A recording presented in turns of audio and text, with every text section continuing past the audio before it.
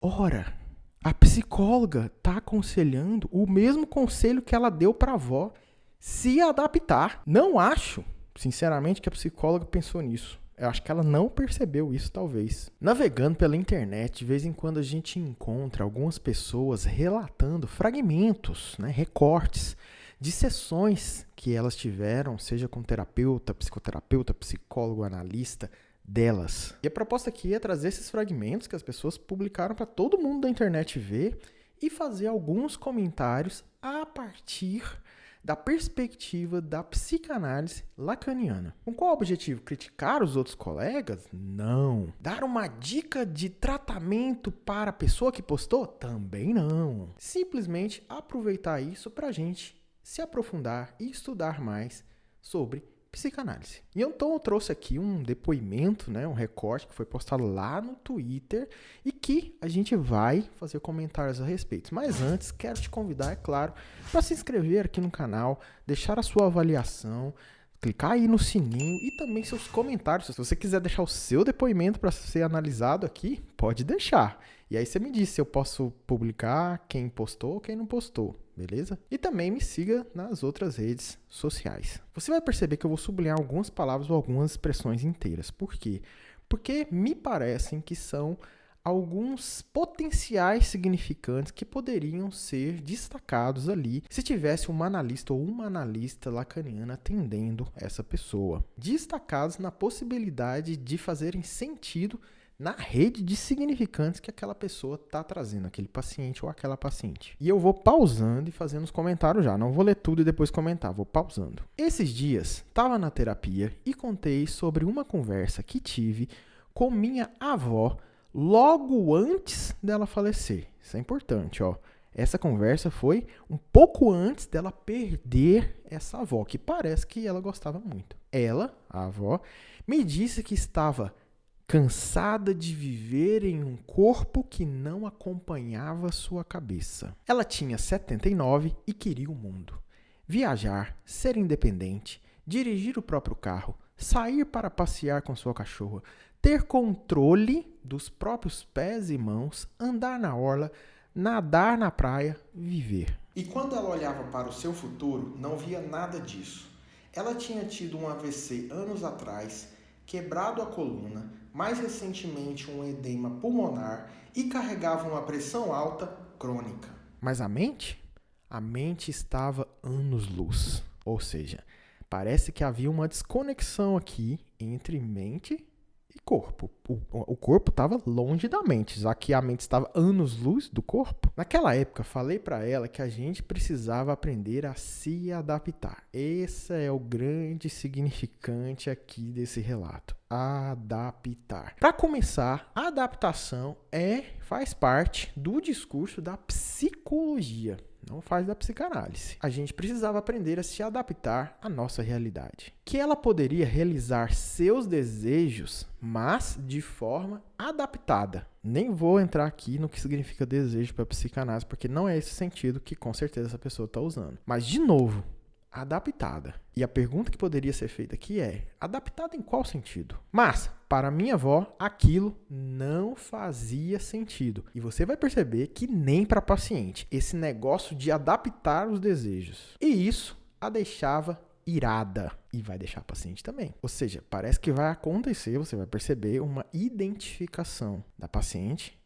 com a avó. Anos depois, acabei de fazer 28 anos.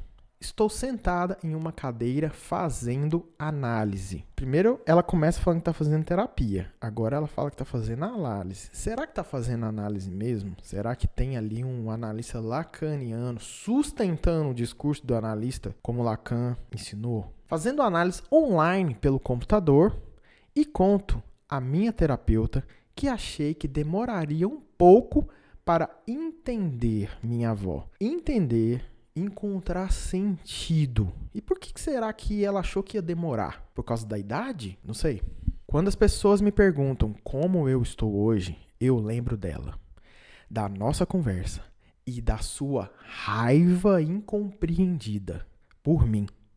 Lembro da sua revolta e sinto ela como se fosse minha, porque hoje ela é. Ora, Parece que ela tomou algo da avó para ela. A raiva incompreendida dessa distância entre mente e corpo. Fiquei doente e essa doença me destruiu na mesma proporção que me deixou mais forte.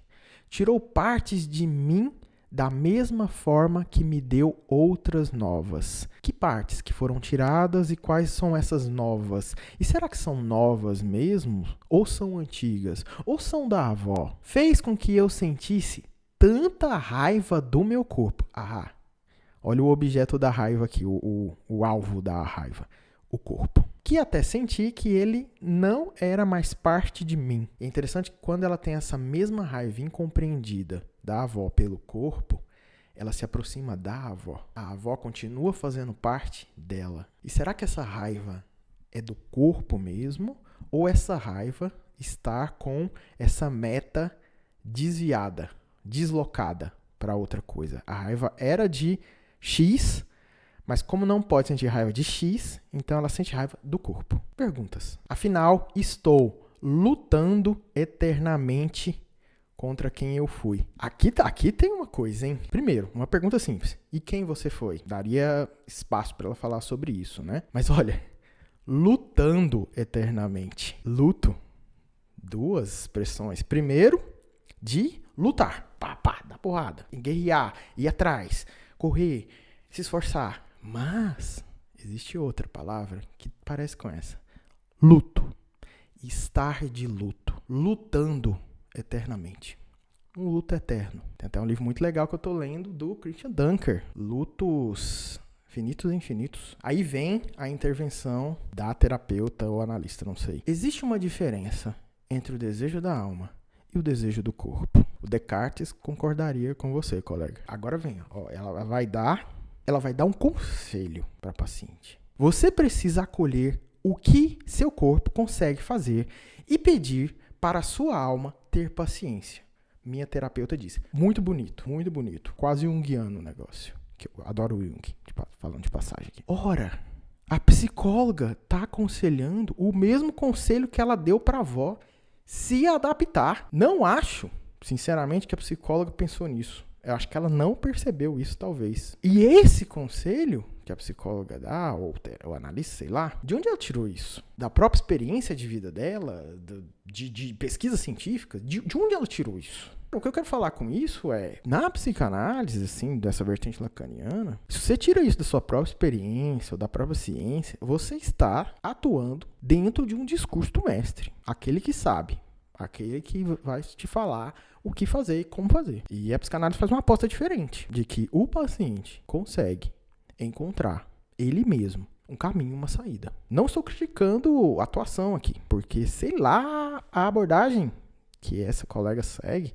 Em outras abordagens isso é completamente cabível e assim, tá tudo bem. Mas como eu disse no começo do vídeo, essa é uma análise a partir do viés, né, da psicanálise lacaniana. Porque quando a terapeuta diz, ter paciência, ela está falando dessa adaptação da alma, ou seja, da mente, psique, ao corpo. E falando em corpo, só aprofundando um pouquinho, o corpo deseja, dentro da psicanálise, né, tô falando, ou ele tem necessidade? E será que a paciente não poderia estar falando de outro corpo, sem ser esse aqui, 3D de carne e osso? Questões pra gente pensar aqui, discutir nos comentários. Pior é que eu entendo cada palavra da terapeuta. É claro que a paciente entende cada palavra, porque a sugestão da psicóloga foi exatamente uma paráfrase do conselho que ela deu para a avó. Mas chega à noite deitada no escuro, não consigo evitar sentir como se tivessem arrancado algo de mim sem minha permissão. O que foi arrancado? Pergunta essencial para se fazer aqui e ouvir da paciente. Isso que foi arrancado tanto da avó quanto dela, e viajando aqui em hipótese do que foi arrancado. Foi o que? A saúde? Foi a vida eterna? O não envelhecimento do corpo? A promessa de que não haverá morte? A própria avó que foi arrancado dela? Veja que é possível enxergar aqui impossibilidades. E impossibilidade nesse contexto aqui é que na perspectiva lacaniana chama-se de real. Dentro dessa cadeia dela, ela se apega a essa impossibilidade de uma vida eterna, de um envelhecimento do corpo, de que não haverá morte e que a avó não vai morrer. Tudo isso aqui, é claro, são hipóteses, né? Eu não tenho ideia do que é. Vó, eu te entendo tanto. E tem vezes que eu preferia não entender. Olha só, ela ainda tendo um diálogo com a avó, cara. E talvez seja essa mesma a direção do tratamento de um entender menos. Tirar essa fixação dessa ideia que era da avó, do outro. Mas vou tentar seguir meus próprios conselhos a você de 7 anos atrás. Vou me adaptar. É uma promessa. É interessante que o conselho que a própria avó recusou há 7 anos atrás, agora se tornou uma promessa da paciente. Agora não, talvez sempre foi. Por quê? Será que a direção do tratamento dessa paciente aqui é mesmo se adaptar? Seguir o conselho que ela deu para a avó e a avó não seguiu? Bom, se você gostou desse vídeo, me fala aí nos comentários. Se render alguma coisa, farei outro, estarei aqui. Te vejo no próximo. Até lá.